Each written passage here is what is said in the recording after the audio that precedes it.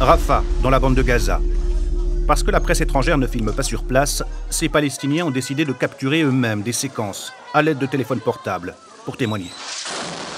Ici, l'armée israélienne bombarde des habitations. « N'y allez pas, c'est dangereux !» crie un habitant. Le va-et-vient des ambulances se poursuit. La population civile de Gaza, éternelle victime collatérale.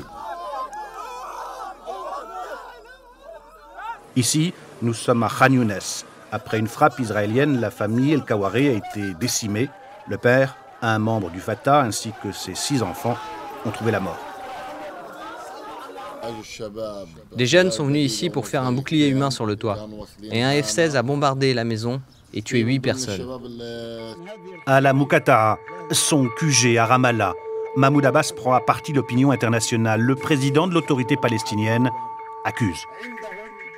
Ceci est un génocide. Le meurtre de familles entières est un génocide.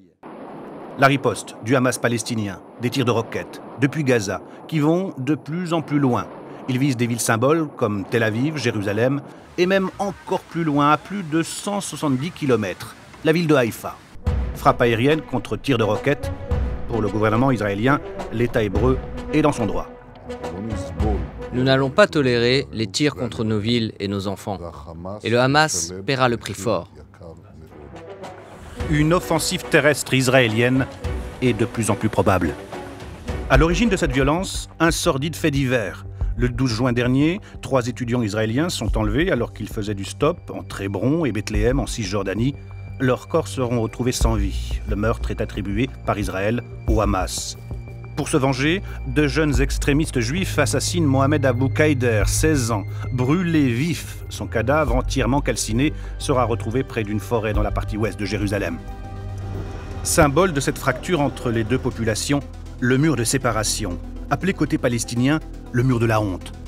Il y a 10 ans, jour pour jour, la Cour internationale de justice de La Haye jugeait illégale la barrière de sécurité entre Israël et la Cisjordanie. Long de 700 km, ce mur de séparation, construit par l'État hébreu, empiète sur les territoires occupés. Côté israélien, on dit qu'il a rempli son rôle, éviter des attentats. C'est surtout le symbole d'un processus de paix en panne.